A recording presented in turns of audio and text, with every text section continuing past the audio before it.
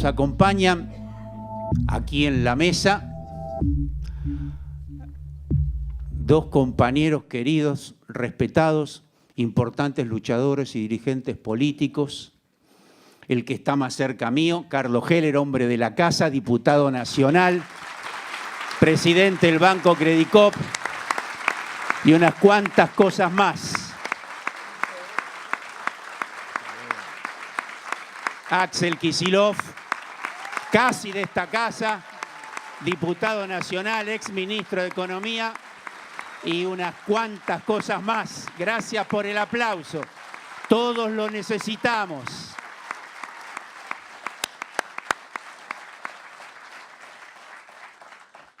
Muy bien.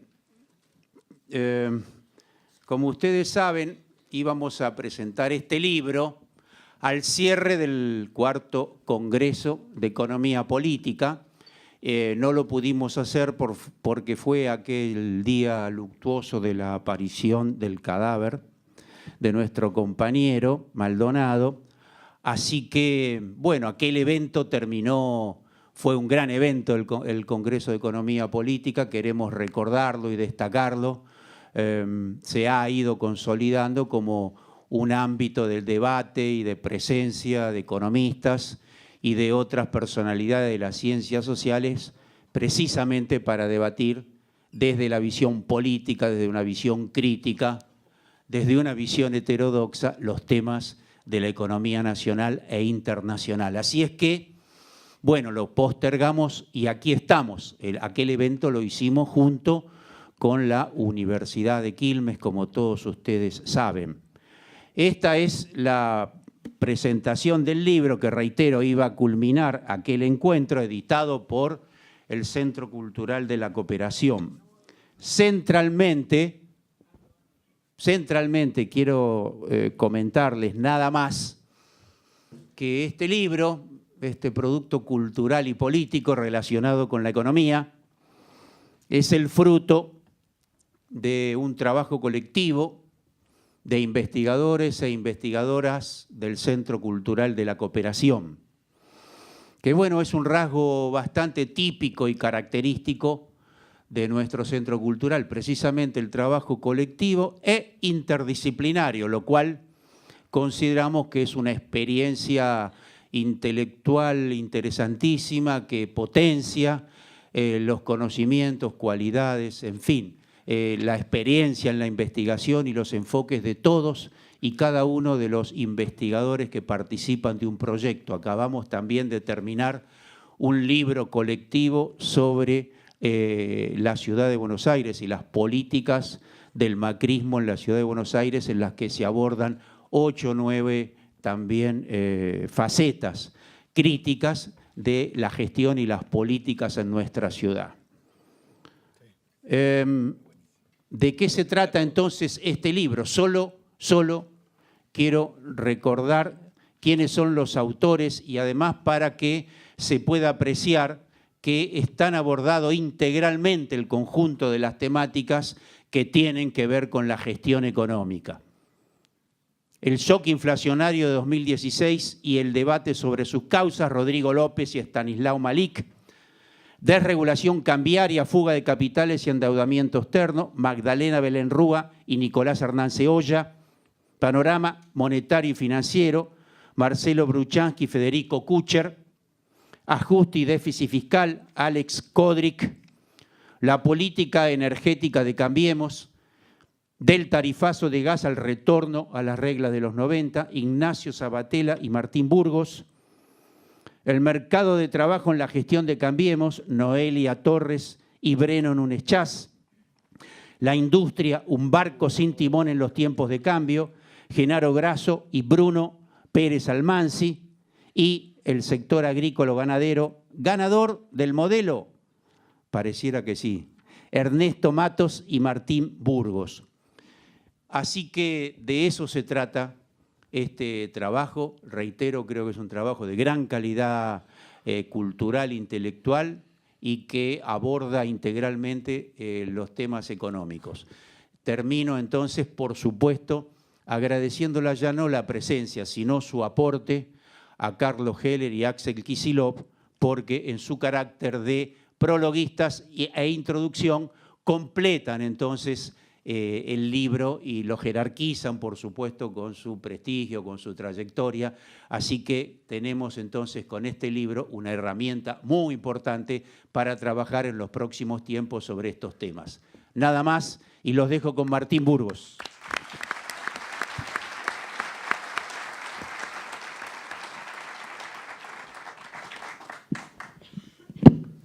Bueno, ¿qué tal? Yo no voy a hablar mucho, obviamente. Creo que todos estamos acá para escucharlo a Axel, a Carlos, que también es ese libro como forma también de dedicatoria, ¿no? Porque a nosotros nos inspiran, en términos generacionales, son un poco mayores y nosotros supimos escuchar de ellos y en la práctica que hicieron también. Entonces nos venía verdaderamente, cuando pensamos en una introducción y cuando pensamos en un prologuista, naturalmente pensamos en ellos. Este libro viene también a mano de mucho gran trabajo que se hizo, como se dijo, con todos los compañeros del Departamento de Economía del Centro Cultural de la Cooperación, en el cual estuvimos dando un montón de charlas en las filiales del banco, pero también en muchos lugares de militancia, digamos, ¿no? Sectores sociales, sectores empresariales, sectores políticos, de distintas vertientes, ¿no? Claramente uno cuando va a hacer esas charlas busca no hablar solo a los propios, sino también saltar un poquito esa grieta famosa y hablar desde otro lugar. Y verdaderamente esas charlas funcionaron muy bien. Tenemos de economía, dimos más de 90 charlas. Hasta ahora seguramente de acá a fin de año daremos más de 100 charlas en las distintas filiales del banco y además de todas las charlas que damos más académicas o más militantes, para decirlo en cierto modo. Pero aparece en todos los casos lo mismo, ¿no? La idea de no perderse en las estadísticas de lo coyuntural y tratar de pensar conceptualmente qué es esto que nos está pasando. Y entonces siempre tratamos de remitir para mayor detalle, digamos, la idea es que juntar todos los conocimientos que cada uno desarrollaba en su área para poder remitir para mayores detalles a la lectura del libro.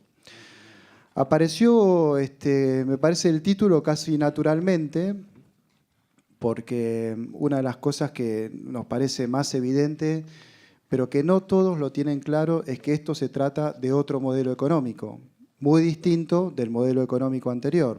Con lo cual, tratar de romper con esa lógica, que muchas veces está muy incorporada dentro de los empresarios, de que hay una especie de continuidad, la famosa herencia, digamos, de que todo esto se hace porque anteriormente las cosas se habían hecho mal, y nosotros lo planteamos directamente como otro modelo económico. ¿Qué quiere decir eso? Quiere decir que desde el Estado se generan ganadores económicos y perdedores económicos totalmente distintos de este modelo respecto al anterior. Y ahí es la forma en que, para hablarle al ajeno, digamos, ¿no? Al que no está acostumbrado a lo que nosotros tal vez tenemos bastante bien incorporado, es decir, la persona que está del otro lado de la grieta, que entienda bien que en este modelo la pyme, sobre todo la industrial, ya no es un ganador, sino que está más bien del lado de los perdedores, ¿no? Que las importaciones empieza a ser el negocio, los negocios pasan por otro lado. Lo que funcionaban en el modelo anterior, en este modelo ya no funciona. En este modelo funcionan las importaciones, en este modelo el que tiene un dinero la va a invertir en LEVAC o en cualquiera de los bonos que está dando vuelta, depende de si quiere dolarizar, si quiere seguir en pesos, etc. Aparece la bicicleta financiera y como consecuencia de ella el tipo de cambio bajo y aparece las dificultades que tienen tanto las economías regionales como la industria en función de ese tipo de cambio bajo que él mismo está relacionado con la bicicleta financiera.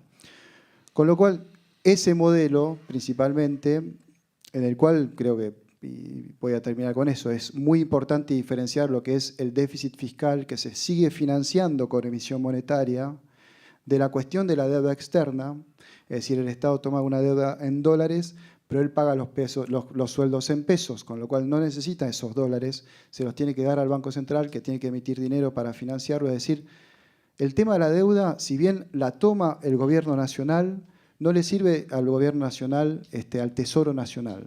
la deuda externa le sirve al Banco Central para financiar la fuga de capital enorme que hubo en estos 2 años, ¿no? De los 100.000 millones de dólares que hubo, más de 50 se calcula se habrán ido en concepto de fuga de capitales entre el 2016 y el 2017. Esa cuestión conceptual que hace que si mañana crecemos 2,3, 2,4 o 2,6, la pyme no lo va a sentir, es mucho más importante que la cuestión estadística de la coyuntura en la cual a veces uno tiende a terminar. Porque ahí, desde lo conceptual, es donde se puede entender, caracterizar el modelo económico vigente y desde ahí pensar en una política distinta para efectivamente cambiar esto que está ocurriendo en la Argentina desde fines del 2015. Así que bueno, sin más prólogo y esperando que puedan comprar el libro, obviamente, que lo puedan disfrutar. La idea es que se entienda el libro, porque está pensado para eso, para que cualquiera lo pueda entender, que cualquiera lo pueda agarrar. Le dejo la palabra a los expositores siguientes. Muchas gracias. Bueno, Carlos Heller. Bien. Bueno, buenas noches a todas y todos. La verdad que Martín es un optimista porque dice, espero que este libro lo puedan disfrutar. Y la verdad, yo no creo que lo puedan disfrutar. Lo que sí espero que les ayude a poder reflexionar y que les sirva como herramienta para poder discutir en este momento en el que estamos inmersos en el medio de la batalla cultural, que es la madre de todas las batallas, como dice en el hall de esta casa, con una frase del fundador del Centro Cultural de la Cooperación, Florial Gorini. Y no hay duda de que la batalla cultural es la madre de todas las batallas. Recién me preguntaba uno de los periodistas con los que hacíamos una nota, por qué la gente actúa como actúa si es así como nosotros decimos. Y yo le decía, miremos el mundo globalizado. En ese mundo globalizado se producen fenómenos de destrucción de empleo en los países centrales, porque en definitiva, como se dijo ya hace mucho tiempo, el mundo ya no es un mundo de Estados, sino que es un mundo de corporaciones. Y en definitiva, el mundo se organiza en función de la escala global y esas corporaciones producen en aquellos lugares donde las reglas del juego que se les instalan les permiten optimizar su rentabilidad. Es decir, donde los salarios son más bajos, donde pagan menos impuestos, donde pueden no cumplir, pueden llegar a forma de trabajo esclavo, a todas las cosas que vemos. Entonces uno va a un país central que otrora industrialmente desarrollado y se encuentra que va a un comercio y solo encuentra productos hechos en Asia o en América Latina, en países de bajísimo nivel de desarrollo. ¿Y qué pasa en los países centrales? Que los pueblos, en vez de reaccionar como tienen que reaccionar, tratando de modificar de fondo el modelo, reaccionan con lo que ven como el problema inmediato. ¿Y qué es el problema inmediato que ven? Los inmigrantes, que le compiten con esos empleos escasos que se han ido quedando como producto de la aplicación de la globalización. Y entonces aparece la xenofobia y aparece esta cosa absurda de que, en definitiva, la existencia de todo ese proceso de globalización lo que genera es reacciones de derechización de importantes sectores de la sociedad que indudablemente actúan contra sus intereses, pero que tienen que hacer un proceso hasta que lleguen a comprobar que efectivamente actúan contra sus intereses. Y creo que en eso estamos. Y lo que nosotros podemos hacer es tratar de ayudar a ese debate y ayudar a que eso se entienda. Entonces, el libro, miren, yo les voy a leer textualmente, y no para decir, mire que se lo dijimos, o vio que teníamos razón, sino para que nos sirva como instrumento para pensar. ¿Cuándo hicimos esto, Martín? Está en julio. Sí, salió en julio. En julio cerramos más o menos, Sí. ¿no es cierto? Muy bien. En la parte de las perspectivas, en mi capítulo, no voy a repetir lo que ya dijo Juan Carlos, de que este es un hermoso trabajo colectivo que a mí me llena de orgullo poder participar en él y que es el fruto de todo esto que se viene haciendo en el Centro Cultural de la Cooperación. Pero lo que corresponde a mi artículo, yo lo termino con un capítulo de perspectiva. Es decir, ¿qué puede pasar? Y voy a leer un pedacito de ese capítulo de perspectiva. A partir de la situación descrita en la economía argentina, hablar de perspectivas no resulta tarea grata. Por eso lo que decía Martín. Con la aplicación del modelo de Cambiemos, las proyecciones tienden a ser aún más negativas. No es obra de la naturaleza, ni producto de alguna herencia, ni fruto de errores de gestión. Es la consecuencia directa de la implementación de un conjunto coherente de políticas que se proyecta a profundizar para después de octubre del 2017, elecciones de medio término, y que tiene previsible final. No se requieren complicados modelos matemáticos para realizar semejante proyección. Si los salarios siguen cayendo en términos reales y las condiciones laborales se siguen deteriorando, se verificará una mayor reducción del consumo popular que no va a poder ser compensada por la inversión pública. Luego de la finalización de las elecciones de medio término del 2017 serán afectadas por la necesidad de reducir el déficit fiscal. Tampoco podrá ser compensada por el sector externo, dado que se prevé que las importaciones continuarán ganándole la carrera a las exportaciones. Y es sabido que el desempleo es un gran disciplinador de los reclamos salariales y de la defensa de los derechos logrados por los trabajadores. Si a este panorama sumamos las políticas de flexibilización laboral que tiene el macrismo en carpeta, el panorama resultará muy complicado para los trabajadores. La continuidad de la apertura comercial impondrá una competencia, la más de las veces desleal, para la producción argentina, en especial la proveniente de las pymes. Cabe resaltar el perjuicio potencial que generará la firma de acuerdos de integración que el gobierno de Cambiemos fomenta, como la Alianza del Pacífico o más intensamente el acuerdo entre el Mercosur y la Unión Europea. Este último acuerdo podría denominarse un ALCA europeo debido al alto impacto negativo que tendrá en nuestra economía. Como corolario de este régimen, se puede anticipar el elevado nivel de deuda externa, que también es inherente al modelo.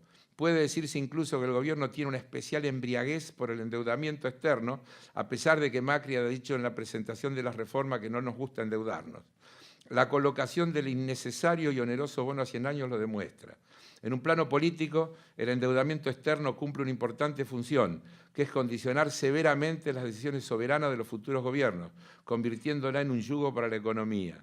La deuda externa y la liberalización de transacciones financieras operan como un condicionamiento concreto, ya que desde los inversores externos y organismos financieros internacionales es usual presionar para votar a un gobierno de derecha o neoliberal para evitar salidas de capitales y entrar en caos. La experiencia teórica y práctica de las políticas ortodoxas de ajuste fiscal indica que las mismas conducen a un menor nivel de actividad económica, a un menor nivel de empleo y, por lo tanto, menor recaudación, lo que deriva en una espiral interminable de nuevos ajustes fiscales. Eso es lo que nosotros en julio decíamos que era previsible que pasara luego de las elecciones de medio término si el resultado le daba al gobierno chance para considerarse ganador. Tema que también es discutible porque sin duda que nosotros podríamos decir el 40% de los argentinos votó que está de acuerdo con este proyecto, pero el 60% votó que está en contra. Muchos votaron equivocados porque eligieron alternativas con discursos opositores, pero con actitud oficialista, que es lo que vivimos en estos 2 años en el Parlamento, donde hemos escuchado a veces encendidos discursos críticos que terminaban levantando la mano porque había que darle al gobierno la posibilidad de llevar adelante sus políticas. Y esto lo vemos hoy de vuelta. Yo leía hoy en una crónica del viaje del presidente por los Estados Unidos las declaraciones, por ejemplo, de varios gobernadores que lo acompañan. Esos gobernadores, los 3 que están allí, el gobernador de Córdoba, el de Santa Fe y el de Entre Ríos, dicen que están de acuerdo con el programa de este gobierno, que están de acuerdo con la apertura y la inserción de la Argentina en el mundo y que ven con buenos ojos las políticas en términos generales que el gobierno está llevando adelante. Y en la misma nota agrega un poquito más que en otras reuniones hubo un conjunto de legisladores, varios oficialistas los nombra, y también algunos referentes, dice, de la oposición. Estaba allí el diputado Labaña del Frente Renovador y el diputado Bossio del Frente Justicialista. Ambos expresaron estar en general de acuerdo con las propuestas de este gobierno. Léanlo, está en La Nación de hoy. Si quieren se los leo, tengo la crónica acá, la traje. Si quieren se la leo. Digo esto porque hace 15 días esta misma gente decía casi lo mismo que nosotros. Decía casi lo mismo que nosotros. Decían que este modelo no iba, que el endeudamiento no iba, que la flexibilización laboral no iba, que no iban a permitir que se afectara a los jubilados, etcétera, etcétera. Y ahora ya les parece que en líneas generales esto está bien. El gobierno tira reformas y vuelve a hacer lo que ha hecho todo este tiempo, que es arrancar con más de lo que espera sacar para ejercitar el famoso pasa no pasa, y después negociar algunas cosas. Presumiblemente algunas de las cuestiones, por ejemplo, de las economías regionales terminen siendo negociadas a cambio del apoyo de los gobernadores para presionar a sus legisladores para que le voten el resto de las reformas. Eso ya el gobierno lo ha hecho en otras oportunidades y no sería raro que sea también la táctica que empleen en esta ocasión. Pero lo que es cierto es que este programa de ajuste no pasaría de ninguna manera si todos se comportaran de acuerdo a lo que dijeron en la campaña electoral. Si todos hicieran lo que dijeron que iban a hacer si eran electos, este gobierno no puede aprobar esta reforma. Y los invito, hoy la tecnología permite, entren en las páginas de los diarios de las últimas 2 semanas antes de las elecciones y miren lo que han dicho un montón de esos referentes respecto de estas mismas cosas que estamos hablando ahora. Y compárenlo con el cambio que inmediatamente después de las elecciones hay en ese discurso. En el libro incursionamos en algunas cuestiones básicas, por ejemplo, el rol del Estado. Este no es un tema menor. Este gobierno tiene una cuestión dual. Por un lado habla del Estado que no intervenga, pero el Estado interviene permanentemente, porque es mentira que no interviene. El Estado interviene cuando decide reducir, por ejemplo, al campo ¿cómo se llama? Las retenciones. El Estado interviene cuando decide bajar el impuesto a los bienes personales. El Estado interviene cuando pretende modificar la fórmula de ajuste de las jubilaciones. Un parrafito de eso. Nos desgañitamos en la campaña electoral hablándole a la gente de la tercera edad que le decíamos que iba a ser la más afectada por las medidas que se iban a tomar. Porque el ajuste del gasto público en la Argentina, sin meterse con el gasto social, es imposible de llevar a la práctica. Y el gasto social está fuertemente conformado por el costo que tiene el sistema previsional, el sistema de asignación universal por hijo, etcétera, etcétera. Entonces, sin meterse en eso, el tema es muy difícil de lograr. ¿Qué dijo ya el presidente el otro día en la reunión donde anunció los ejes? Vamos a cambiar la fórmula de ajuste de las jubilaciones. Ayer el ministro Duhovne se animó a decir que los muchachos de antes parece que andaban flojos de matemática porque pusieron unos índices que no son buenos. Pero el presidente, ¿qué dijo? Con este cambio en la fórmula, el Estado se va a ahorrar 100.000 millones de pesos por año. Yo diría, hay que decir, con este cambio de fórmula, los jubilados van a cobrar 100.000 millones de pesos menos por año, más todas las otras cosas que le van a ir recortando, el cambio de la edad jubilatoria, etcétera, etcétera, hasta llegar, y acuérdense que lo estamos diciendo ahora, a demostrar que el sistema es insustentable, porque el sistema, si no cuenta con aportes como los que tiene, se avanza en la reducción de los aportes patronales, por ejemplo, una cosa que está planteada con enorme fuerza dentro de la llamada reducción del costo laboral, el sistema se va a desfinanciar. Y de acá a unos años nos van a demostrar que o se alarga la edad para jubilarse, o hay que ir a un sistema mixto, o hay que buscar alguna cosa, porque el sistema así no soporta. Y claro que no va a soportar, porque las medidas que están tomando es para que no soporte y para abrir la posibilidad a que haya otro fenomenal negocio en algún momento.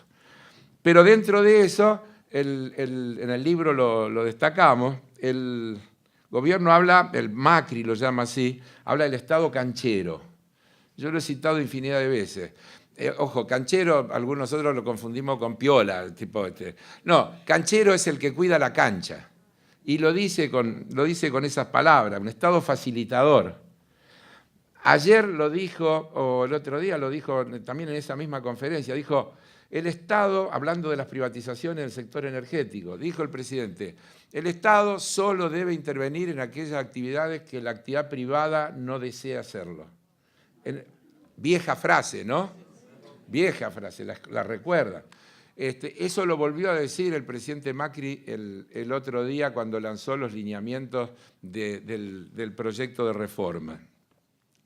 Entonces, ¿en qué consiste ese Estado facilitador? El Estado que cree las condiciones para optimizar la ganancia empresaria, el Estado que permita que los sectores concentrados aumenten sus ingresos, que se eliminen impuestos, insisto, yo lo dije recién al pasar. El impuesto a los bienes personales, por ejemplo. ¿Hay algún impuesto que pueda ser menos determinante de la acumulación de riqueza que el de los bienes personales? Es imposible. Entonces, con un buen mínimo no imponible que asegure dejar afuera la vivienda propia, todas las cuestiones lógicas que no deberían estar alcanzadas por impuestos, el resto tiene que estar grabado porque es la acumulación de riqueza. Bueno, en el marco de la llamada reparación histórica de los jubilados, que en realidad fue la excusa para el fenomenal blanqueo que llevaron adelante, porque el eje principal de esa ley fue facilitar el blanqueo, dicho sea de paso, con el capítulo un tanto bochornoso del artículo de los familiares, artículo que fue duramente debatido en el Parlamento y que sin la eliminación, porque ese artículo venía en el proyecto del oficialismo, pero no lo votaban y lo negociaron, a último momento aceptaron sacarlo para sacar la ley y a la semana lo metieron, ustedes recuerdan, por vía del decreto reglamentario. Entonces, en esa ley ómnibus del blanqueo de capitales, también se compensa con una fuerte disminución del impuesto a los bienes personales, lo cual nos da el siguiente panorama.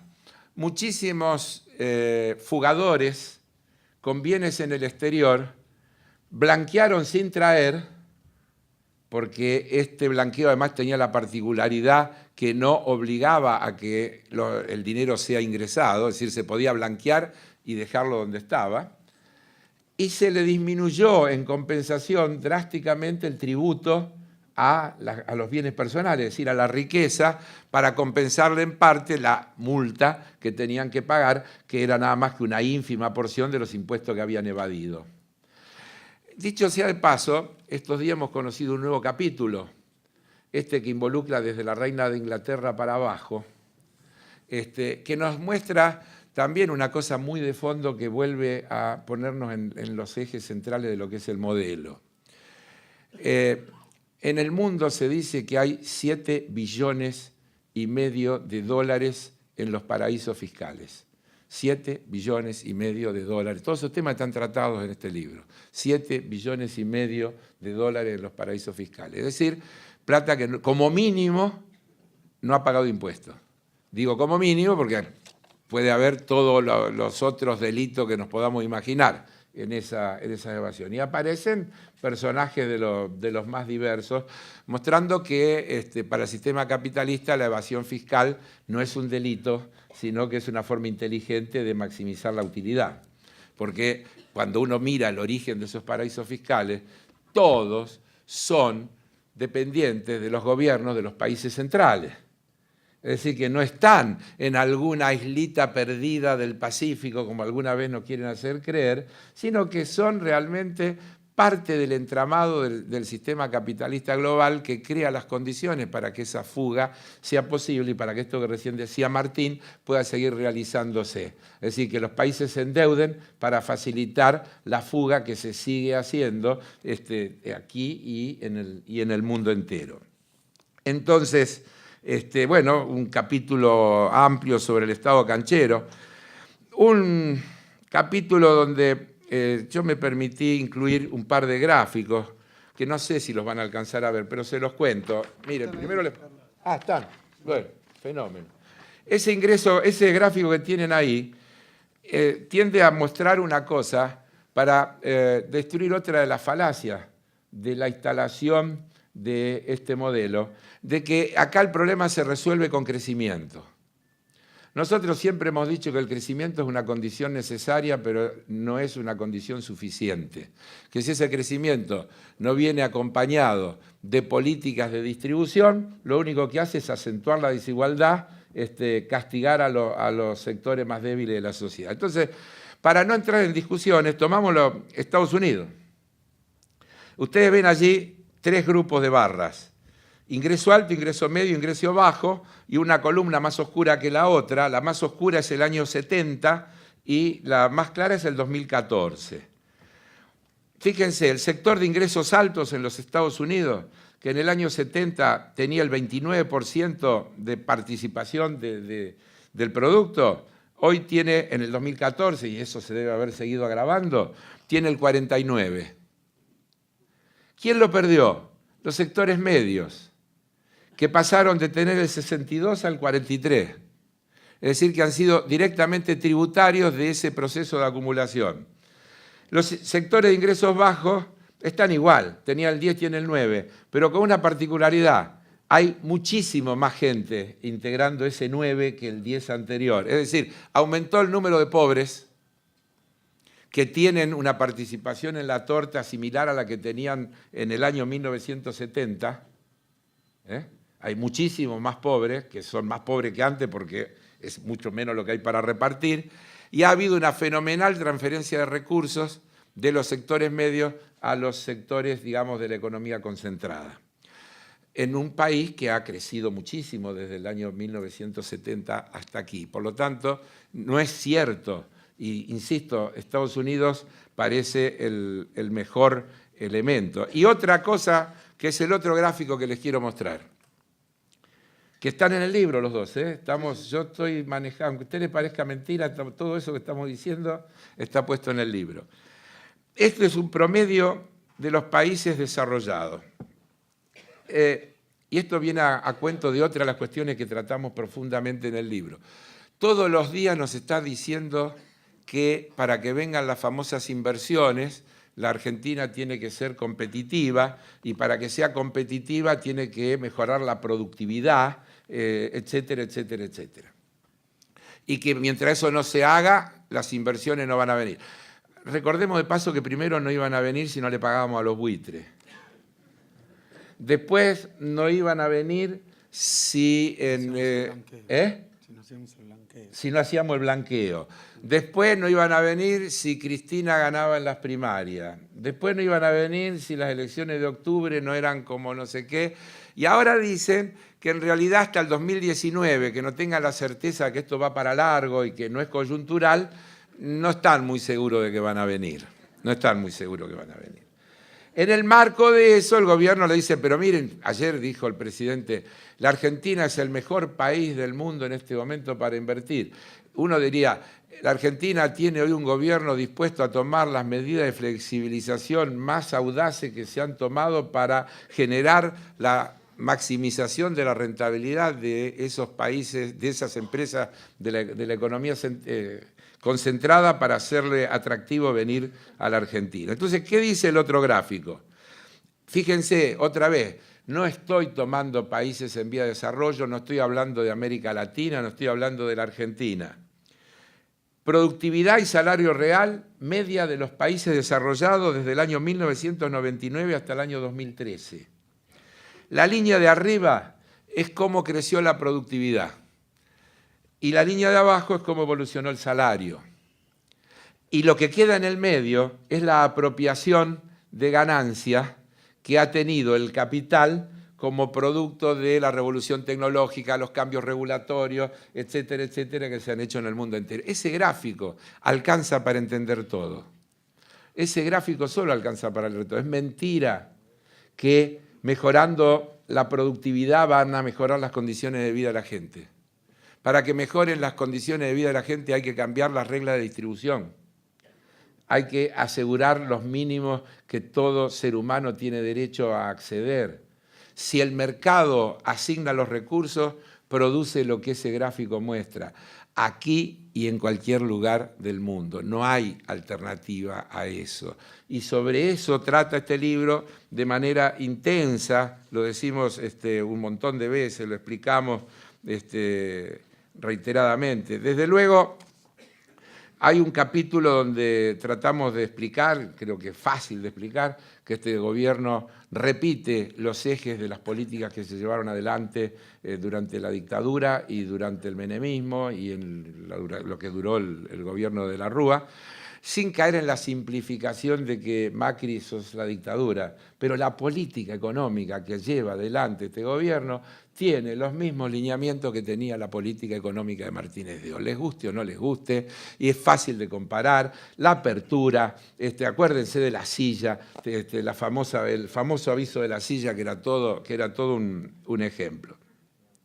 La flexibilización laboral, las privatizaciones, la apertura importadora, el estado subsidiario de la economía, todas esas cuestiones están tratadas en el libro y son una repetición de las cosas que se hicieron en la época de Martínez de Oz y en la época de Cavallo. También mostramos cómo el gobierno no ha cumplido las promesas. Pobreza cero. ¿Se acuerdan que era promesa cero? Pobreza cero, digo. Sí, promesa cero también. Promesa cero también. Los trabajadores no pagarán ganancias. ¿Se acuerdan, no? En realidad aumentó la cantidad de gente que paga ganancias hoy. Bueno, fútbol para todos, para tomar una cosa fresquita de mucho impacto. La economía va a crecer, cayó de 2,3 el año pasado. Ustedes saben, nos hemos cansado de repetirlo, nos inundan todos los días con datos de lo bien que están yendo las cosas. Cuando uno mira los números, están llegando con suerte a donde estábamos a fines del 2015. El Producto Bruto que tenemos es similar al que teníamos en el 2015, cuando ellos hablaban de la pesada herencia. ¿Cuál era la pesada herencia? ¿Cuál era la pesada herencia? Porque habría que volver a preguntar cuál era la pesada herencia. En el año 2015, el déficit fiscal primario fue menos del 2%. Menos del 2%. El país estaba desendeudado, 13% en relación al PBI. El país tenía un bajísimo nivel de desempleo, 5,4 de nivel de desempleo. ¿Cuál era la pesada herencia? La pesada herencia era lo que en un acto de sinceridad o de sincericidio han dicho muchos los integrantes de este gobierno, como González Fraga, Michetti, etc. Le hicieron creer a la gente que se podía vivir de una manera que no se puede. Hay que sincerar la economía, y sincerar la economía es que un trabajador de salario medio no puede acceder a ciertos bienes y servicios que los argentinos nos hemos acostumbrado a acceder. Entonces, ese sinceramiento es sinónimo de ajuste.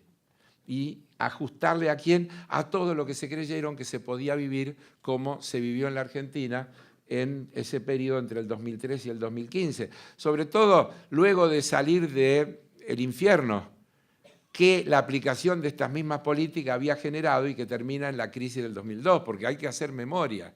¿Qué pasó en el 2002? Esto mismo culmina un proceso igual a que en el marco de ese brutal endeudamiento y de todo lo que terminó, explota. ¿Cuándo explota? Cuando lo traen a Cavallo de Salvador pensando que con su ascendiente iba a lograr más financiamiento y va allá al norte y le dice, no, no hay más, deben mucho, muchachos, tienen que tomar otras medidas. Ya la Argentina tenía no sé cuántas monedas, estaba en un desorden total, el sistema financiero totalmente dolarizado, en un país que se había quedado sin reserva, que no estaba pagando sus deudas, etcétera, explota todo.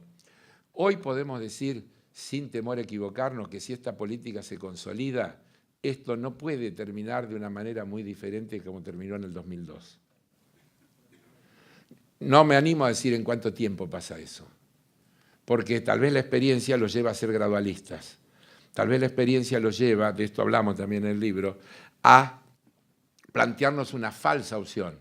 La opción ya no es ajuste o no ajuste, es gradualismo o shock, con lo cual dan por sentado que el ajuste es inevitable. Se discute cuál es la intensidad. Al día siguiente de las elecciones, el diario Clarín titulaba: Macri anunció que se inició la etapa de la aceleración de la moderación. Un rebusque lingüístico difícil de explicar. El gradualismo acelerado era exactamente el término. Ya para no decir, así todo, cuando uno lee los proyectos, ve que siguen con lo mismo. Entonces, por ejemplo, la disminución de los aportes patronales en 4 años, una cantidad de cuestiones que ellos están planteando, como para dar la idea e instalar que han venido para quedarse por mucho tiempo, es que lo van a hacer de a poquito. Es el cuento de la rana. Ustedes conocen el cuento de la rana. La rana, si la tirás adentro de una olla de agua hirviendo, salta. Pero si la pones en una olla de agua fría y la empezás a calentar, se muere dentro de la olla. Ese es el gradualismo de la política de Cambiemos. La política de la rana adentro de la olla, no calentándola. No la del escorpión. No, la del escorpión es otra. Rana, otra rana. Es otra. No, la del escorpión es otra. Te pica el escorpión. Bueno, ¿qué más de lo que teníamos para contar, para no ser demasiado largo? Ya hablamos 5 minutos, voy a ir cerrando, me reta. Una cosa que no quiero dejar de comentar, porque el presidente se ha vuelto de pronto medio peronista, habla de nuestros queridos trabajadores, y en varios discursos ha utilizado a Perón, falseando groseramente la utilización de una frase de Perón. Ustedes lo escucharon a Macri decir en los últimos tiempos, como decía el general Perón: nadie tiene derecho a consumir más que lo que produce. Y esto lo decía en el marco de su crítica a lo que él llama el ausentismo, las licencias exageradas, la jornada de trabajo reducida, etc. Es decir, Perón decía que hay que trabajar más y que nadie tiene derecho a consumir lo que no produce. Y agrega, fíjense, textualmente dice Macri: el general Perón decía que la estrella polar de un país es la productividad y que cada argentino debe crear al menos lo que consume. Me llevo bien con el último Perón. Entonces, Sí. No, pero se nos ocurrió investigar, esto no está en el libro, pero se nos ocurrió investigar cuándo dijo Perón eso. Fuimos a buscarlo, hoy por suerte es fácil, lo encontramos. Perón utiliza esa frase exactamente en el libro La fuerza es el derecho de las bestias, escrito en el 1958, es decir, en el exilio, varios años después que terminó su gobierno. Y donde dice exactamente lo contrario de lo que Macri pretende instalar. Fíjense lo que dice Perón: los parásitos conforman un sector definido en todas las comunidades animales o humanas. Están en la naturaleza como una maldición. Siempre y en todas partes han resistido los que trabajan y los que vegetan, los que producen y los que solo consumen.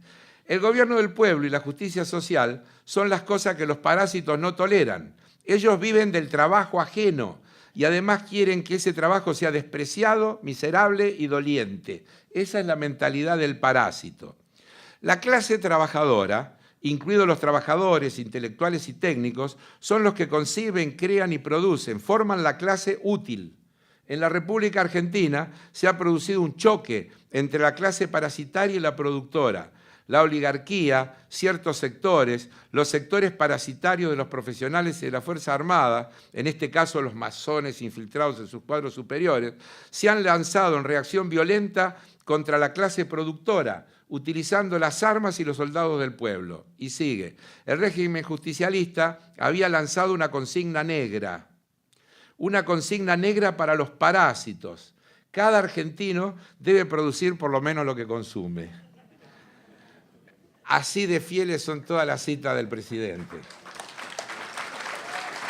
Es notable, porque es exactamente lo contrario. Es exactamente, la usa al revés de lo que cita, y lo hace y lo repite. Bueno, yo no los quiero abusar porque me va a retar otra vez Junio.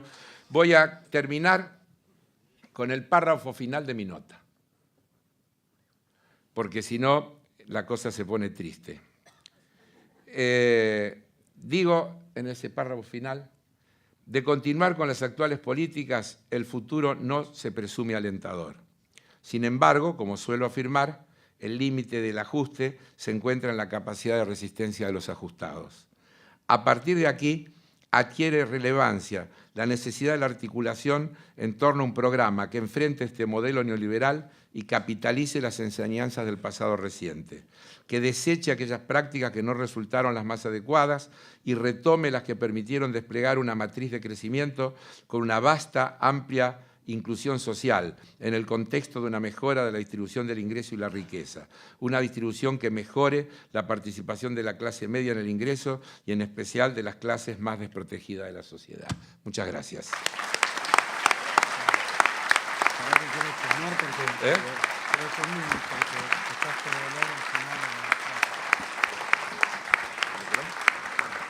Muy bien.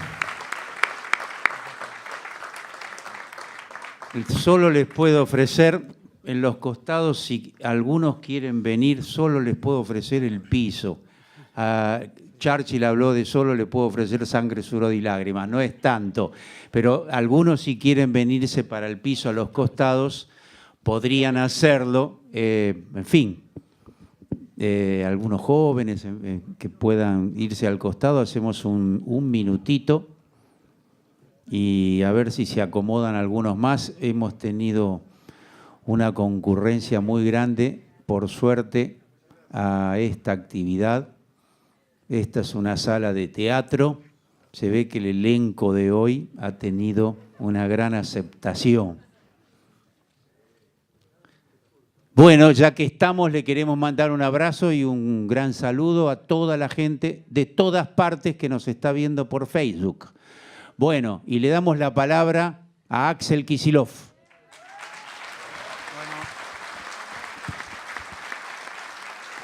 Bueno,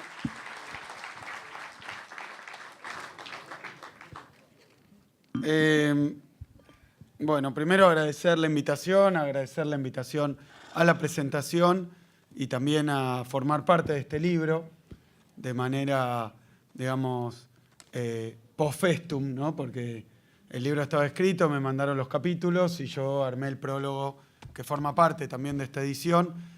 Estuvimos hablando de si esta ocasión era feliz o triste. Yo lo que quiero decir es que efectivamente el contenido del libro que también han descrito Martín, Carlos, Juan Carlos, bueno, describe un modelo que históricamente ha tenido resultados devastadores. Se me salía la palabra asesinos porque sinceramente lo que muestra el libro, y no me estoy refiriendo a ningún miembro del gobierno ni al gobierno en su conjunto, sino a cuál es el resultado, las consecuencias de esta política económica. Y la consecuencia central es la exclusión social, la consecuencia central es el subdesarrollo, la consecuencia central es el desempleo. Es decir que nada de esto puede ser feliz. Pero quiero decir que con todo, para mí siempre la presentación de un libro es una ocasión para festejar, aún en momentos complicados. Y a eso quería referirme primero y por eso el agradecimiento a la invitación, el agradecimiento también a todos ustedes que están acá de cuerpo presente y a aquellos que están virtualmente acá también compartiendo este momento, porque la verdad es que el gobierno de Macri, si uno lo mira en perspectiva, para todos los que estamos sufriendo diferentes consecuencias de esta nueva administración, la verdad es que su existencia se nos antoja, se nos presenta como prolongada, ¿no? Yo creo que estos meses que han pasado han sido muchos, han sido largos y han sido complicados. Y lo digo yo que estoy en una situación, como muchos de nosotros, relativamente privilegiada, porque hay otros que están sufriendo en este momento cárcel, que han sufrido incluso en el marco de la represión, golpes, persecución y algunos directamente la muerte. Es decir, que para nosotros han sido largos meses, pero desde el terreno de la producción intelectual, teórica, de la reflexión, la verdad es que vamos menos de 2 años Y esto es lo que yo quiero sinceramente festejar, porque no es el primer libro, no son los primeros artículos, y la verdad que se hablaba aquí de un congreso de economía, de los varios que hubo.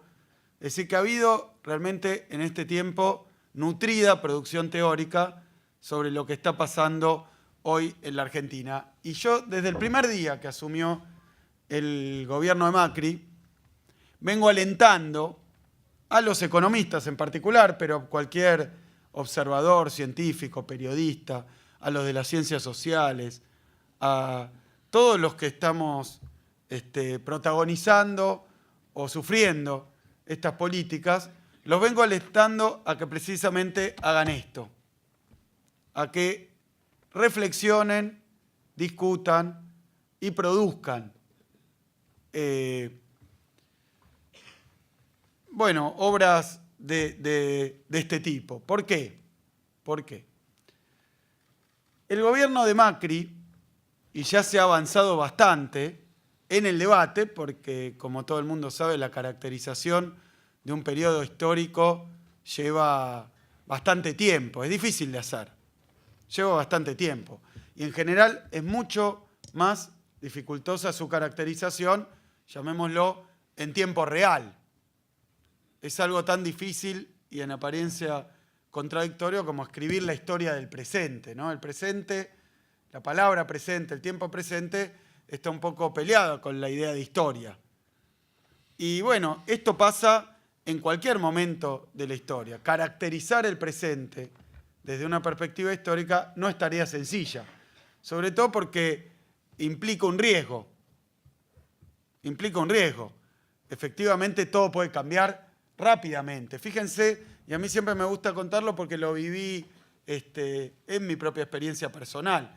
Si ustedes recuerdan, en el 99, el gobierno de la Rúa, el gobierno de la Alianza, asume prácticamente en el marco de una gesta histórica, donde se venía a terminar y a dar por concluida la oprobiosa etapa menemista, y en el medio de un hartazgo social. Es decir, el triunfo de la Alianza se vivió, o algunos lo vivieron, como una verdadera liberación y como un fin de etapa, como un fin de ciclo. Miren qué engañosa que es la historia.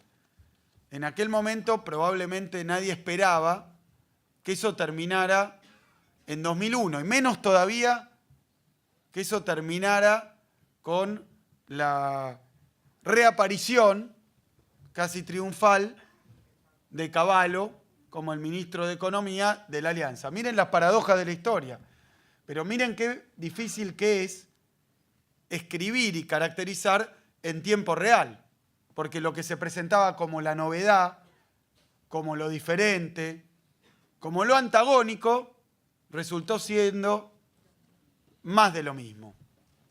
Y tal vez peor. Y tal vez peor.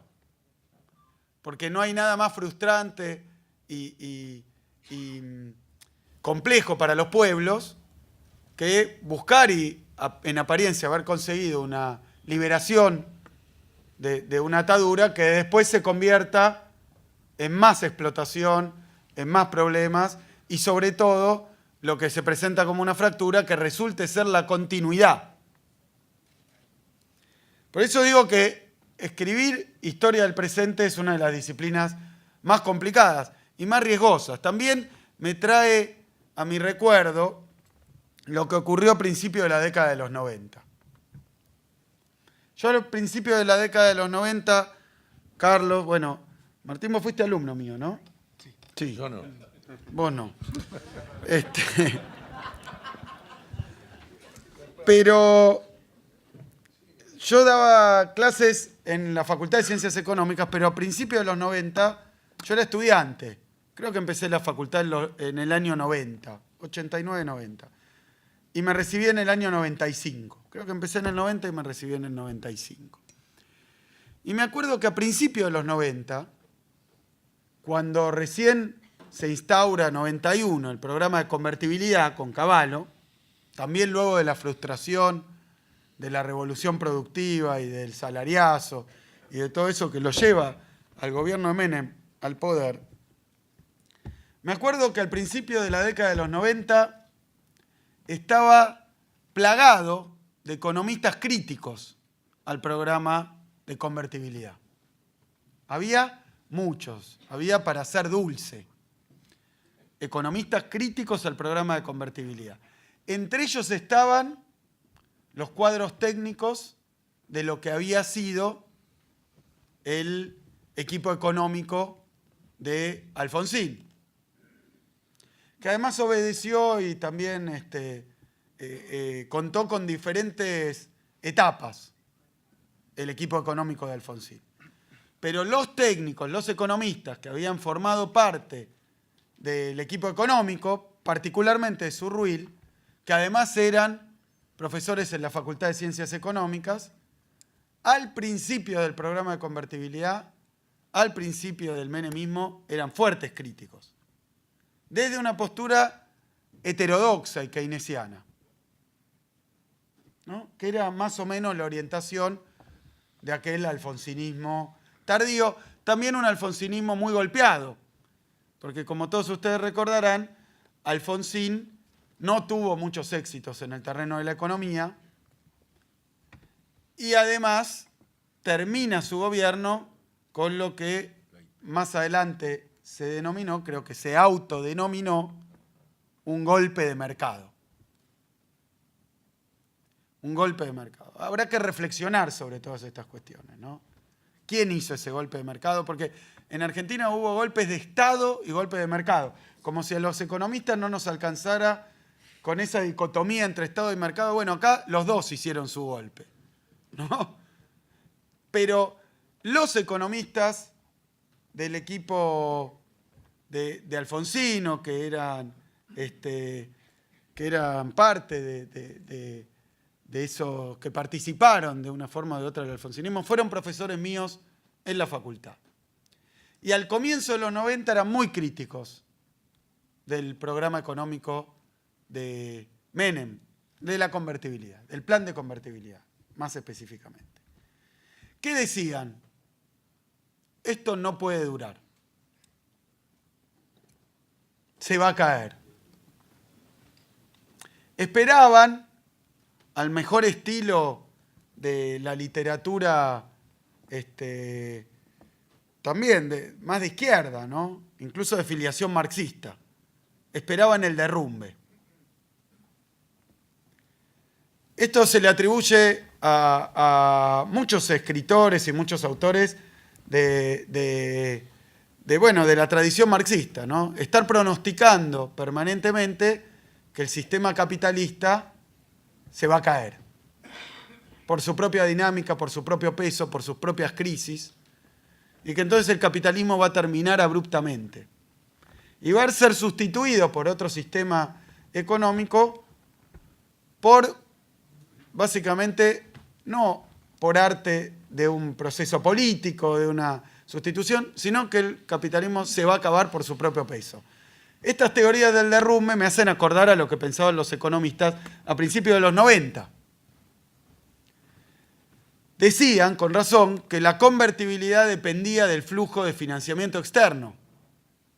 Vaya que lo decían con razón. Era un análisis lúcido, porque la convertibilidad ataba el circulante, la base monetaria, al nivel de reservas y ponía una regla férrea, cambiaria, el 1 a 1, pero decía a su vez que no podía ampliarse la cantidad de billetes en circulación si no era porque se había ampliado la cantidad de reservas del Banco Central. Con lo cual, obviamente, en un marco de déficit, ya sea comercial o de cuenta corriente, implicaba el flujo permanente de divisas a través del endeudamiento o, de nuevo, la lluvia de inversiones, la inversión extranjera directa, que permitiera sostener simplemente la liquidez de la economía. Porque si por déficit comercial o por déficit de cuenta corriente había una pérdida de dólares permanente, eso se iba a reflejar en una restricción monetaria cada vez más fuerte y más profunda que iba a generar un colapso de la liquidez y de la cantidad de medios de pago, o sea, de la actividad económica. Fíjense que el fin de la convertibilidad y la profusión de cuasimonedas del final de la convertibilidad obedece a que la escasez de financiamiento o la dificultad del financiamiento empezó a afectar también la liquidez en pesos de la economía, con lo cual no había pesos y los gobiernos provinciales, ante la inexistencia de siquiera asistencia en pesos del gobierno nacional, decidieron emitir bonos, emitir títulos de circulación, cuasi monedas, cuasi dinero directamente. O sea que era verdad que esto era un problema. ¿Cuál fue la dificultad? Para los economistas heterodoxos que criticaban la convertibilidad. Bueno, quiero pedir un aplauso para el compañero Pablo Carro, candidato... Diputado electo. Diputado. Por Córdoba. Si nos dejan asumir a nuestros diputados y senadores, ¿no? Porque diputado electo por Córdoba.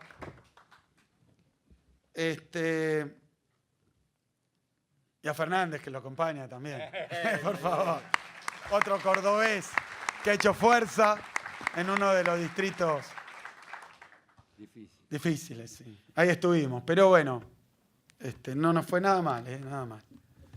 Entonces, los economistas heterodoxos marcaban algo que era verdad. Esto es insostenible. Y la convertibilidad era insostenible. Era insostenible, tenían razón. Pequeño detalle. Tardó 10 años en manifestarse esa insostenibilidad estructural, congénita, digamos, de contenido, en tomar la forma de una crisis. Y yo hablaba de lo que pasaba como experiencia personal con los economistas heterodoxos que habían participado de la experiencia alfonsinista y otros varios más, que decían que ese programa no era consistente por su propia naturaleza y que tenían razón, y que sin embargo se encontraron con esta dificultad por hacer algo así como la historia del presente. Vaticinaron una crisis de la convertibilidad que nunca llegaba. Y quiero ir al resultado trágico de esta divergencia entre el pronóstico de lo que iba a ocurrir y lo que efectivamente iba pasando, que era que la crisis estaba latente, que la caracterización era adecuada, pero los tiempos no acompañaron. Quiero decir, sin tocar nombres, sin nombrarlos, pero quiero decir que muchos de esos economistas se hicieron neoliberales. Se hicieron neoliberales y eran mis profesores. Y una parte de esa conversión yo se la atribuyo a la dificultad que hubo para que esos pronósticos y esas caracterizaciones cobraran cuerpo en la realidad efectiva, diría el general Perón, ¿no? Y la marchita, ¿por qué no? Pero entonces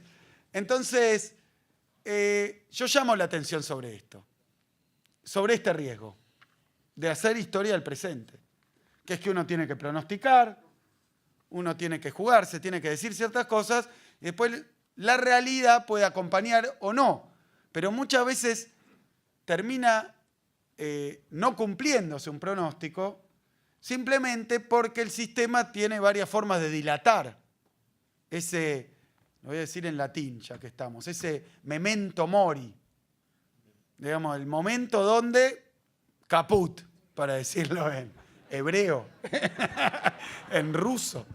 Así que yo llamo la atención sobre este peligro. Escribir, explicar, caracterizar los hechos de la realidad en el curso de los acontecimientos y que después esos pronósticos no terminen cumpliéndose. Y el riesgo que hay de que se confronte al analista con la no ocurrencia de esos pronósticos.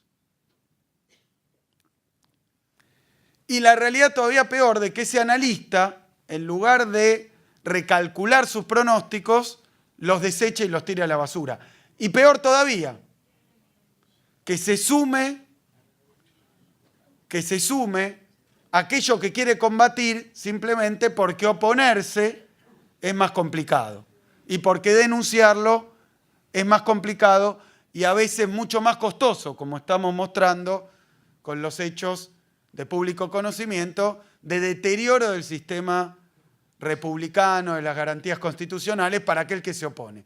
Así que comento esta etapa trágica para los economistas, donde aquellos que más lúcidamente denunciaban las falencias, denunciaban los riesgos, denunciaban los resultados y las consecuencias del programa de convertibilidad con más lucidez, como esos pronósticos no se cumplieron, y voy más allá, Carlos, porque recordalo, obviamente la convertibilidad era insostenible, porque dependía de los flujos externos.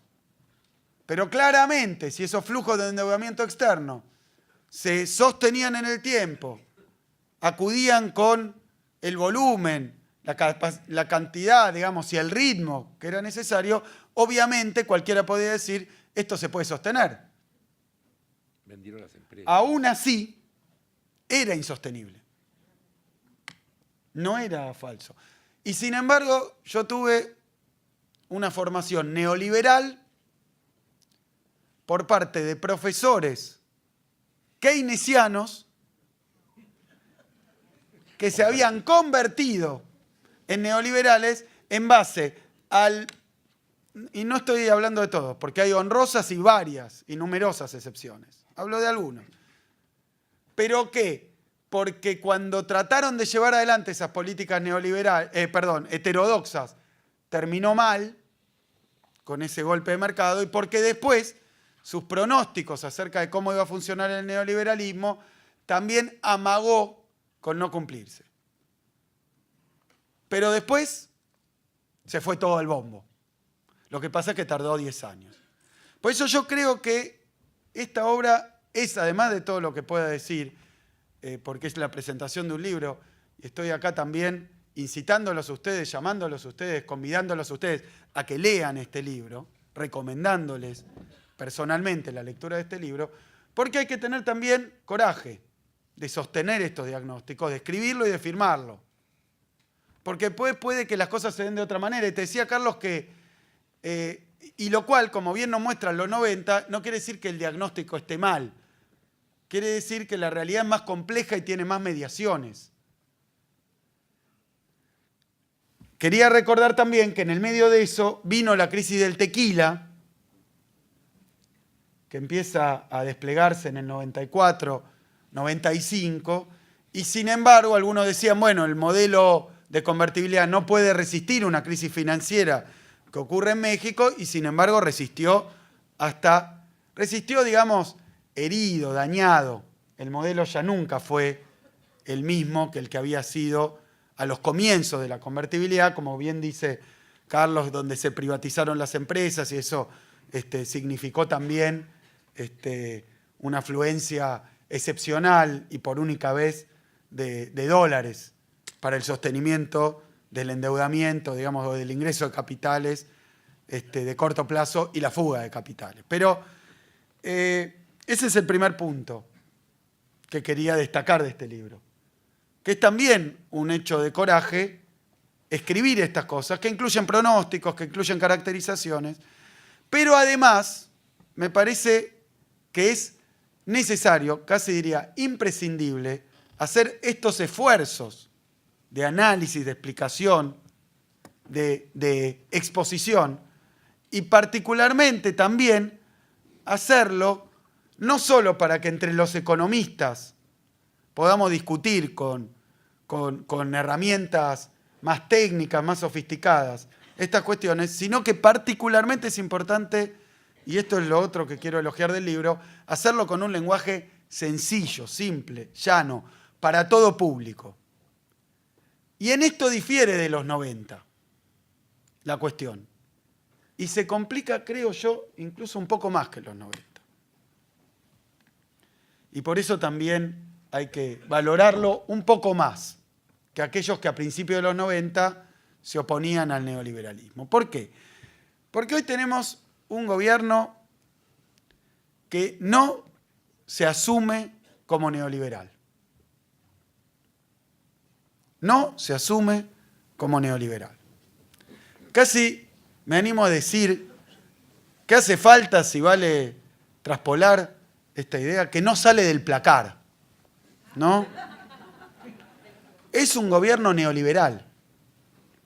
En lo económico, probablemente es la esfera de las acciones de gobierno donde más claramente se puede ver. Por eso también es una responsabilidad excepcional que tenemos los economistas. Porque en otros terrenos, incluso yo creo que desde el análisis, llamémoslo politológico, sociológico, hay quienes quieren caracterizar a este gobierno como una nueva derecha más moderna, distinta. Bueno, democrática. Me permito tomar agua, porque es un trago... Hay que tomárselo con un vasito de agua este tema, ¿no? Como esas cosas. Pero, fíjense, es un gobierno que está puesto a través de elecciones democráticas. Que efectivamente, cuando llega al poder, lo hace a través de una elección que pierde en primera vuelta, no es la fuerza más votada en primera vuelta, y que gana en un balotaje muy reñido. Gana por un pelito, por un punto. Pero de nuevo, después de ganar la elección, se presenta como si hubiera ganado por 40 puntos. Como si hubiera sacado el 90% de los votos. Y como si al hablar estuviera expresando al 100% de la sociedad argentina. Y ocurrió ahí en marzo del 16, cuando da su discurso de Asunción, Macri ante el Congreso, cuando da el discurso de inicio de las sesiones ante el Congreso, ya empezó a hablar de una manera que yo comprendo o siento totalitaria. Un modo de hablar. Habiendo ganado una elección de mitad y mitad, donde prácticamente la moneda cayó de canto y después fue para un lado, y no es que estoy desconociendo los resultados, lo estoy midiendo objetivamente. Es decir, que la sociedad, ahí muy claramente, decía Carlos, ahora tuvieron un 40% a nivel nacional de apoyo, siendo el oficialismo, y un 60% en contra. Estos análisis siempre son muy complejos, pero en el balotaje son más sencillos, porque había dos opciones, y la mitad votó por uno y la mitad votó por otros. Entonces, ante esa situación, decir los argentinos ya no queremos más tal cosa al día siguiente, bueno, es un poco totalitario. Lo que tendría que haber registrado desde el punto de vista del discurso es que no es así. Que estábamos ante una sociedad que, llamémosla, en su opinión y en esa elección claramente dividida. No había una mayoría social del electorado contundente, ni para un lado ni para el otro. De modo que si hubiéramos ganado nosotros, también tendríamos que haber respetado que había si hubiéramos ganado por un punto, que había un 49 que quería cosas distintas. Pero ahí está la segunda pregunta, ¿qué quería ese 51 que votó a Macri en el balotaje? Yo creo que no quería lo que está pasando hoy, ese 51%. Y acá voy a un tema que es central de este libro y que me parece que está muy bien tratado, que nosotros hemos denominado la primera estafa electoral, porque ahora estamos encaminándonos hacia la segunda, vinculada a esta elección de medio término. Una elección legislativa, como la tenemos más fresquita, la quiero marcar también, donde el gobierno tenía en un cajón ya redactada la reforma laboral la reforma previsional, o sea, cómo iban a bajar el salario y reducir los derechos laborales y ampliar la intensidad del trabajo, quitando determinados beneficios para el trabajador, derechos de los convenios. La tenía escrita. Y no la puso, no la plebiscitó en la elección.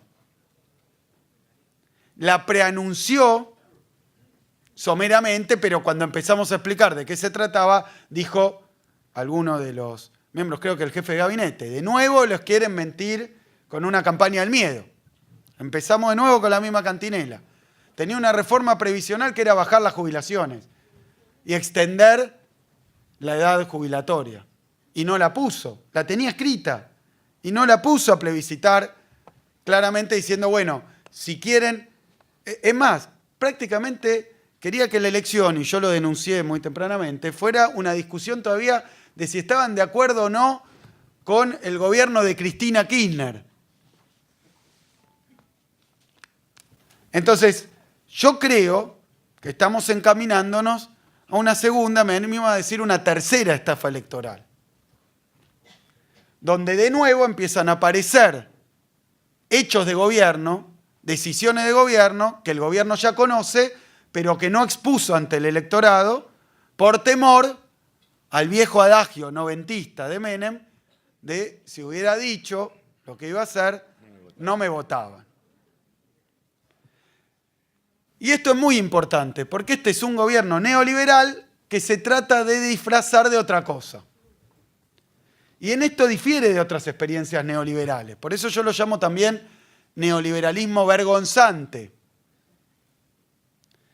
La silla de Martínez de Hoz, esa propaganda que decía la industria nacional es mala, es enclenque, es berreta, por tanto la voy a destruir, era un gobierno neoliberal franco, frontal, explícito, sincero. Eso era sincerarse. El gobierno tampoco sincera lo que piensa hacer, cuál es su proyecto de economía. Por eso este libro es importante, porque el gobierno en campaña no dice lo que va a hacer. Hasta ahí casi uno diría que es casi prácticamente, aunque ahora se ha elevado a una especie de credo con esto del marketing político y del coaching, del duranbarbismo, de esto de que está todo guionado y todo actuado y de los globitos de colores. Bueno, se ha llevado al extremo. No decir qué es lo que se va a hacer y discutir cualquier otra cosa. Cualquier otra cosa. Porque recuerden que la alianza también vino a luchar, teóricamente, contra la corrupción del menemismo. Y terminó con la Banelco, ¿no? Y con Cavallo. Entonces, hay un intento muy elocuente de desviar las discusiones. No porque no sean importantes, pero podemos discutir 500 cosas. Ahora, una cuestión que oculta claramente el gobierno es lo que este libro revela. Y tempranamente y valientemente, que es básicamente la filiación teórica, histórica, ideológica del programa económico de este gobierno. Contra lo que el gobierno quiere hacer creer, quiere aparentar, y como decía recién, que en elecciones un candidato oculte algo de lo que va a hacer, o en su campaña prometa más de lo que va a cumplir, uno casi podría decir, son vicios que se atribuyen hace mucho tiempo a la política. Yo creo que en el caso de Macri ha batido un récord, porque no ha cumplido nada de lo que prometió. Sobre todo para las grandes mayorías, porque mencionaba Carlos pobreza cero, y en este libro se dice muy bien, inmediatamente aumentó la pobreza. No cobrar el impuesto a la ganancia duplicó la cantidad de gente. Bueno, podemos ir punto por punto. Bueno, el fútbol para todos, mencionó también Carlos, el 82% móvil. Y ahora está obedeciendo un mandato que aparece en el artículo 4 para Argentina del Fondo Monetario, que es que tiene que bajar la relación entre salario y jubilación, que es muy alta. Y dice ahí que está en 75. Después de un año de política. Sí, pero después de un año. La relación entre salario mínimo y jubilación mínima en nuestro gobierno se acercó mucho al 82. Lo que pasa es que para el promedio de las jubilaciones, pasó eso para las jubilaciones de la mínima, que son la gran mayoría. Pero para las jubilaciones más altas estaba muy lejos. Por eso el problema del 82 no era tanto de los sectores que recibían la mínima, sino una reivindicación como el impuesto a las ganancias de la parte de arriba de la pirámide. Pero así todo, cuando recibieron el gobierno estaba en un lugar, después de un año bajó al 75 y ahora la quieren llevar al 45. Al 45. Y fíjense que eso es de un gobierno que prometió el 82%. Y no con gradualismo. De inmediato. Hay un spot donde lo dice Macri.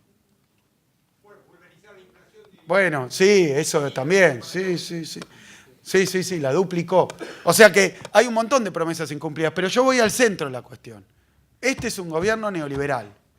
El programa y el proyecto de este gobierno es neoliberal.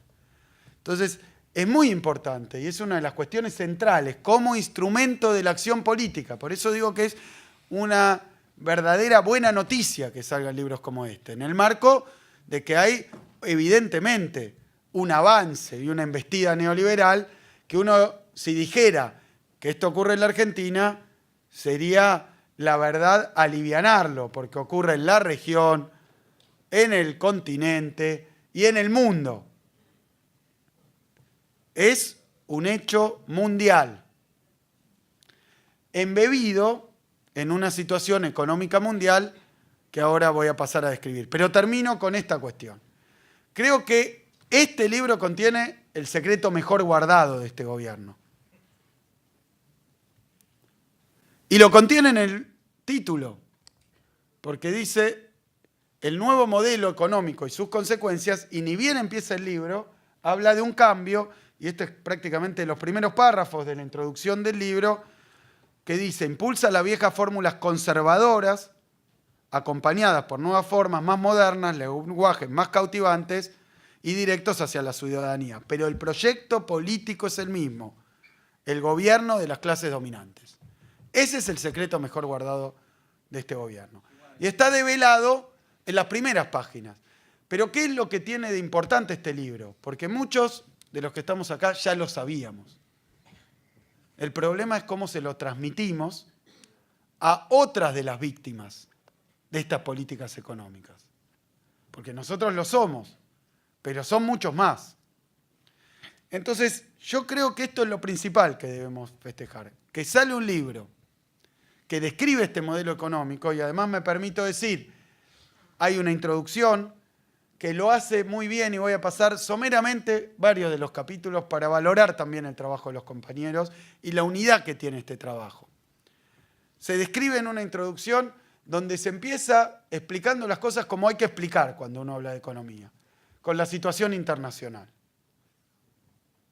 Lo que ocurre en la Argentina está vinculado, casi diría, está casi subordinado a una situación económica mundial que, muy bien describe el libro, es una crisis que se origina, que se inicia en el 2008 y que está muy lejos de haber terminado. Y esto también yo lo planteo en el prólogo, de lo que menos quiero hablar porque no quiero, quiero hablar de lo que han escrito los compañeros, básicamente, pero me parece que es importante esto. Hay una crisis que empieza en 2008 y todavía no termina. Y que se ha ido desplazando por diferentes regiones del planeta y que ahora la mala noticia es que donde más fuerte está pegando es en Latinoamérica. A través de los problemas del canal financiero y a través del canal comercial. Esto está descrito en el libro. Yo llamo la atención sobre este elemento, cómo se vincula lo que hoy pasa en la Argentina con la situación económica mundial. Está bien descrito, con pinceladas gruesas pero profundas. lo que pasa en el mundo. Pero de ahí bajamos a la Argentina y a la descripción y caracterización de este programa económico, que es un programa neoliberal. Y repito, se dice claramente en este libro, otro de los secretos, porque esta idea de presentarse como nuevos, como modernos, como cancheros en el otro sentido, es para romper la filiación clara, evidente, inocultable, con las otras experiencias neoliberales que ocurrieron en la Argentina. Que las más claras y las más presentes son, obviamente, la de los 90 y la de la dictadura militar. El programa económico de este gobierno es muy difícil encontrar diferencias conceptuales, de contenido, de orientación, de dirección, con los neoliberalismos que ocurrieron en la Argentina. Y me parece que el gobierno hace esfuerzos denodados por mostrarse distinto. Obviamente, cuando uno analiza la historia, hablar de que la historia se repite igual es una gansada, ¿no? No se puede. Hay continuidad, hay ruptura. Pero este gobierno está tratando de ocultar los claros elementos, fuertes elementos, determinantes elementos de continuidad con las experiencias neoliberales. Que acá está denunciado, es una denuncia este libro también. Porque es uno de los puntos que más le duele. Y nosotros nos hemos dedicado a decirlo, mira, con Carlos en el Parlamento desde el primer día. Es más, desde la campaña electoral de 2015, que lo veníamos diciendo.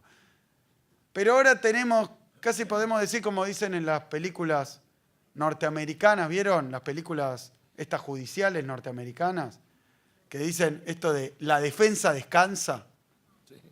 Cuando ya lo mató, lo probó, lo comprobó, ya no hay que decir más, ya está. Se acabó. El jurado tiene toda la vista. Bueno, el que dijo que esto era lo mismo que el neoliberalismo de los 90 fue Cavallo. Cavallo, sí.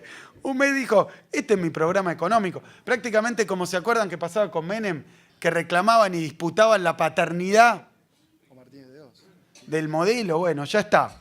Ya Cavallo confesó que este es un modelo, que estas son sus políticas, y como si fuera poco, que buena parte de los funcionarios que llevan adelante sus políticas son hijos suyos, no solo el modelo, sino los funcionarios. Entonces, yo creo que cada vez que pasa eso, Durán Barba debe, no sé si ponerse mal o decir cuánto voy a facturar. Porque ¿cómo hacemos para separar lo que está haciendo este gobierno de lo que fueron los 90?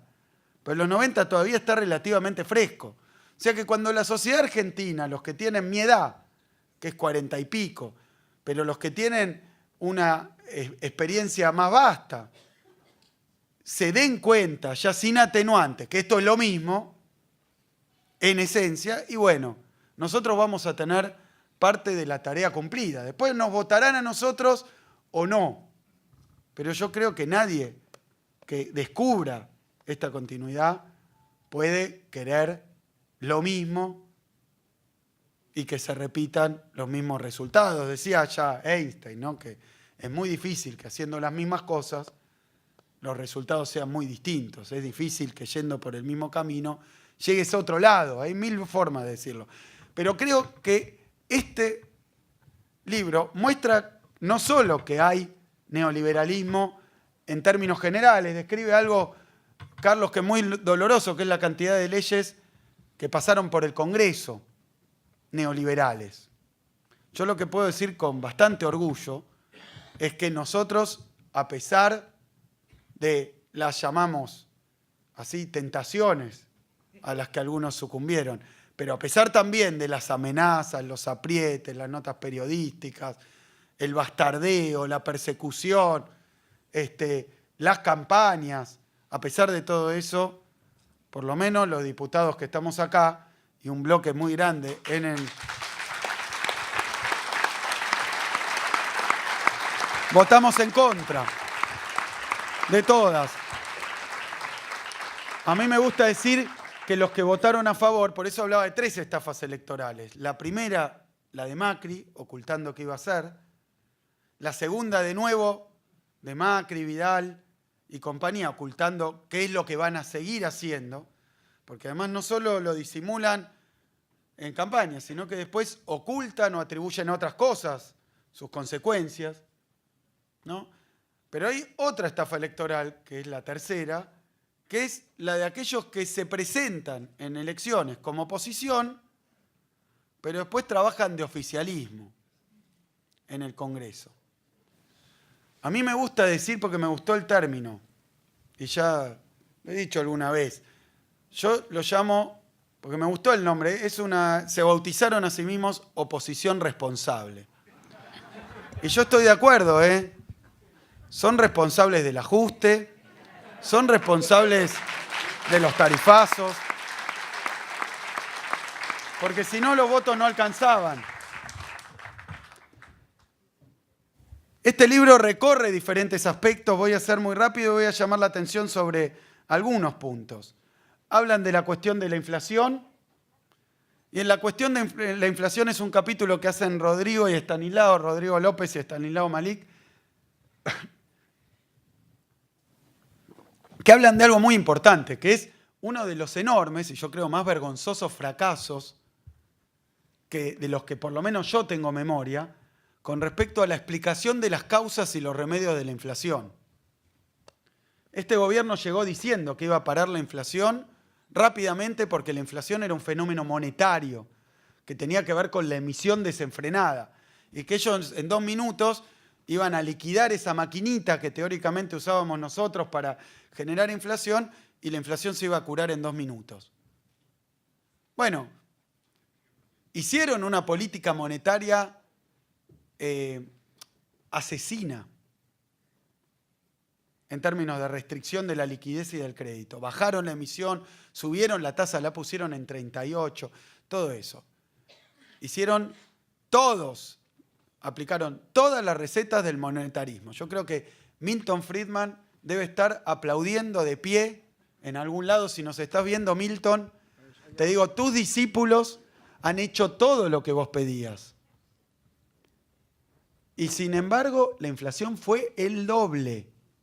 Yo creo que la bancarrota de la teoría de la inflación de esta gente, si uno dice, ¿cuál era el experimento monetarista de Milton Friedman? Y del monetarismo desde el siglo XVI, porque es la escuela teórica una de las más antiguas que hay en economía. Era, dupliquemos la emisión monetaria e inmediatamente se va a duplicar la inflación. Hume, etcétera, ¿no? Bueno, esta gente redujo la emisión monetaria fuertemente, aumentó la tasa de interés y tuvo el doble de inflación. Yo creo que no hay forma, desde, digamos, el popperianismo más rancio, de probar que una teoría está equivocada. Lo que pasa es que el experimento social es tan costoso y tan trágico que nadie se había animado a hacerlo.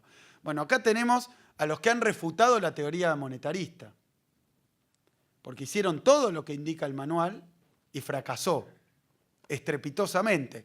¿Qué marca esto? Que las explicaciones ortodoxas sobre la inflación son equivocadas.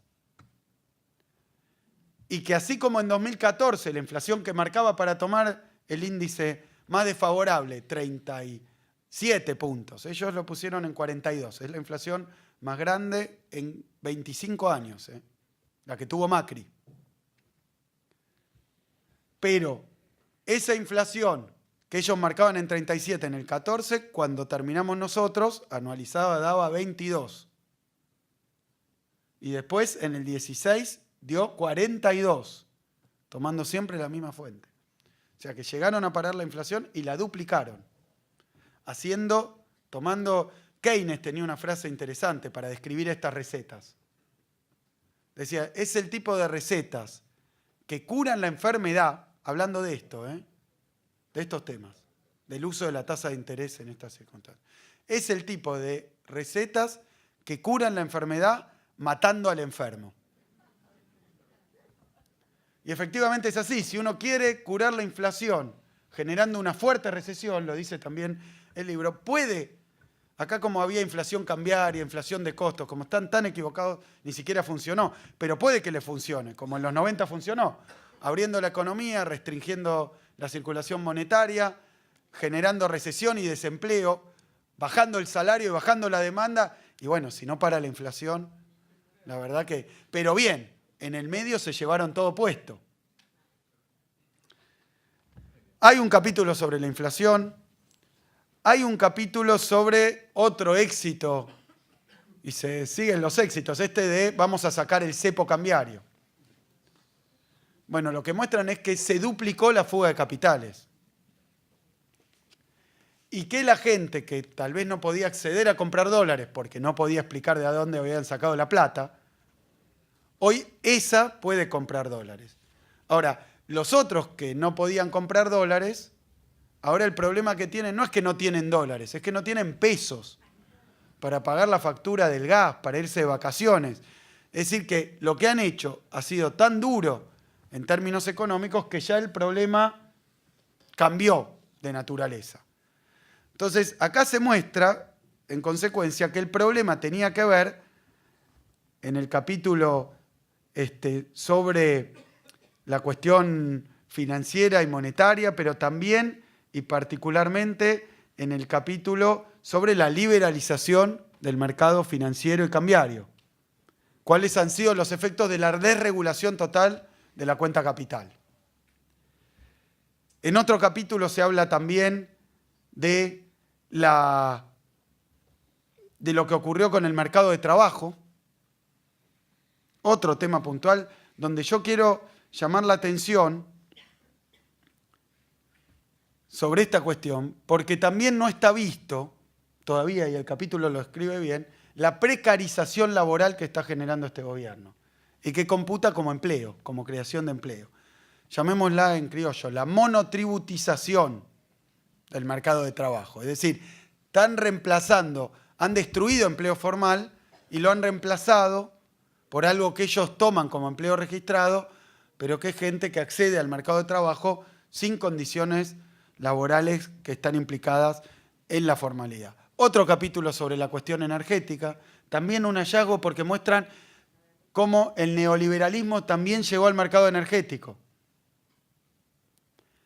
Lo que han hecho no es un sinceramiento tarifario, salir de los subsidios porque eran descontrolados. Han aplicado la receta de los 90.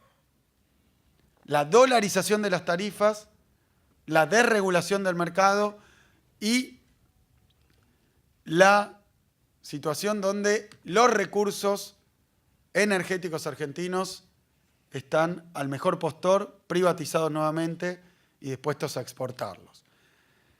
También quiero plantear la importancia del capítulo sobre la cuestión fiscal. Este es de mi amigo Alex Kodrick, que no sé si anda por acá.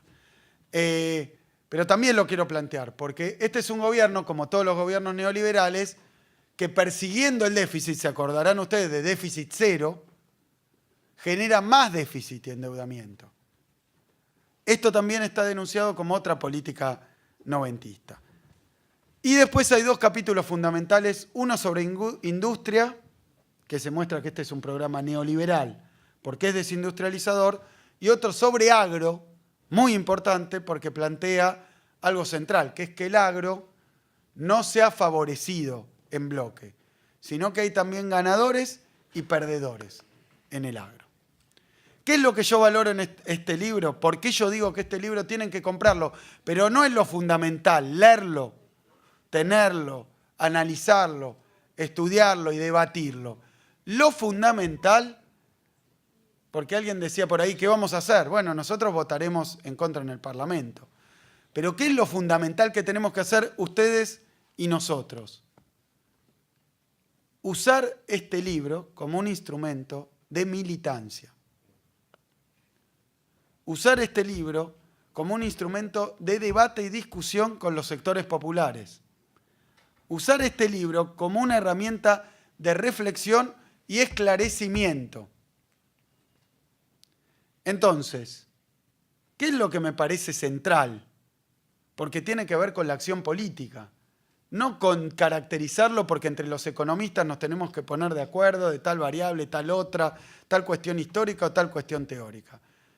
La función ante un gobierno neoliberal que permanentemente, a través de tácticas muy sofisticadas, oculta lo que hace, oculta sus consecuencias, distrae a las víctimas del neoliberalismo, nosotros con este libro tenemos que dedicarnos a abrir cabezas, a dar discusiones y a convencer a los vecinos y vecinas, a los argentinos y argentinas, de que el neoliberalismo que inspira este gobierno y que se está aplicando en la Argentina no es bueno para los sectores populares, es un flagelo para los sectores populares.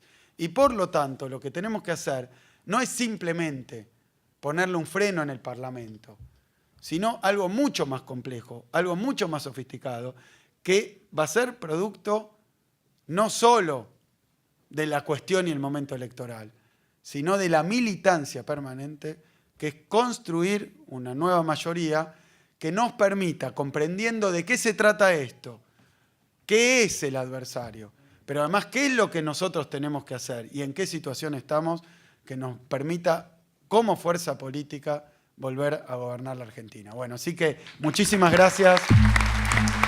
Bueno, gracias a todos, compañeras, compañeros, por la presencia. Gracias a Axel Kicillof, a Carlos Félix.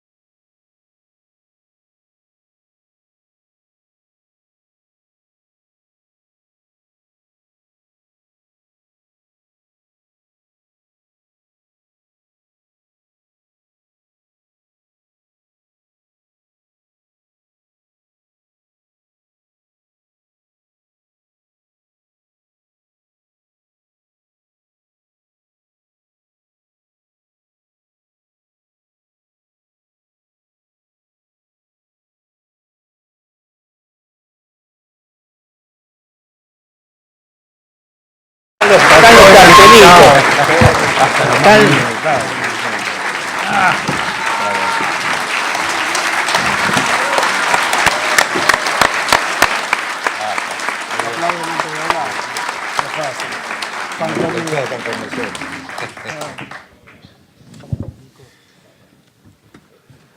Este es tu libro.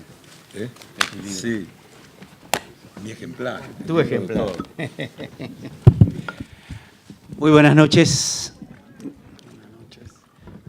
Nuestro agradecimiento, como siempre, que nos acompañen en este encuentro en la Sala Solidaridad de nuestro Centro Cultural de la Cooperación, Floreal Gorini.